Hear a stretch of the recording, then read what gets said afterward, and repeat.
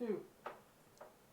Howdy, bourbon fans, and welcome to another episode of Round the Barrel. Today we are discussing the Saz and the 100 proof recent release of the Sazerac, and kind of tasting what differences we get in the two, and giving it a good comparison here.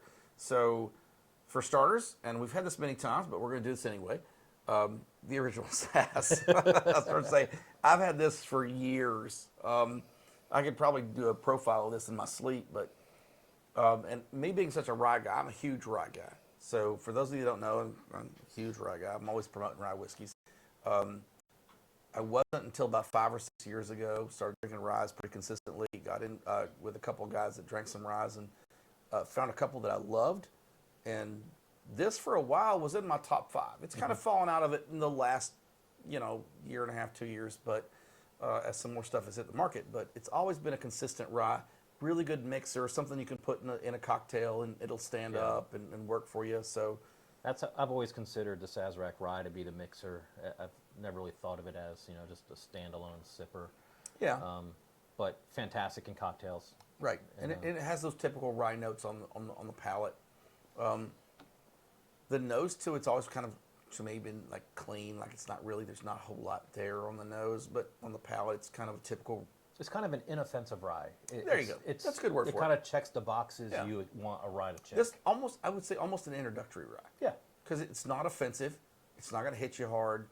Some of those spice notes a little bit come through, but not a ton.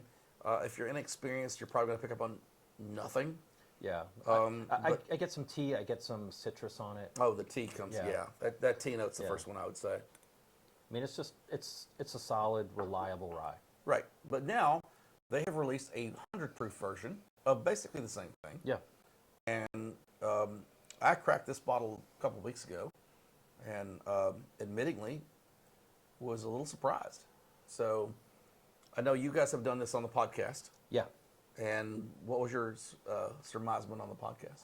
I thought the 100 proofer just kind of amplified everything that was missing in the 90 proofer. So where 90 proof, like I said, was kind of inoffensive. Not that the 100 is offensive. It's just you got more flavor, you got more spice, and I think that was the reason why they came out with the 100 proofer. I think bartenders were probably asking for something that would stand up a little bit better in their cocktails. I would almost say the 100 proofer should be their regular release. Yeah, and I think that's why it's probably liter bottles too, because I don't think I don't think you can get it in anything other than liter bottles. Yeah, they don't release it in anything yet other than a liter bottle, but.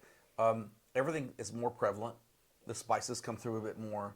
In fact, I would say consistently more. Yeah. Which you're not talking about gigantic jump in proof, but enough to where it really comes through a lot more. To me, like the tea note really comes through. The spice really comes through. I think if that was their intent, was to create something that would just have a little bit of oomph in the cocktail.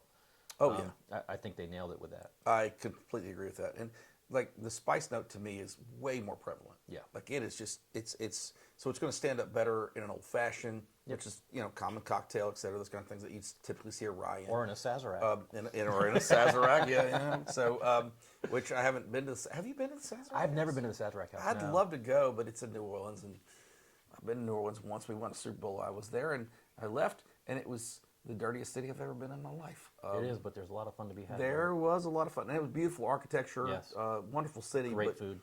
That spraying it down with lime water thing sort of threw me a little bit, But again, so if you can get out and try the 100 proof Saz, I think from both of our perspectives, we kind of wish this was just a regular release. Yeah, and I think it is.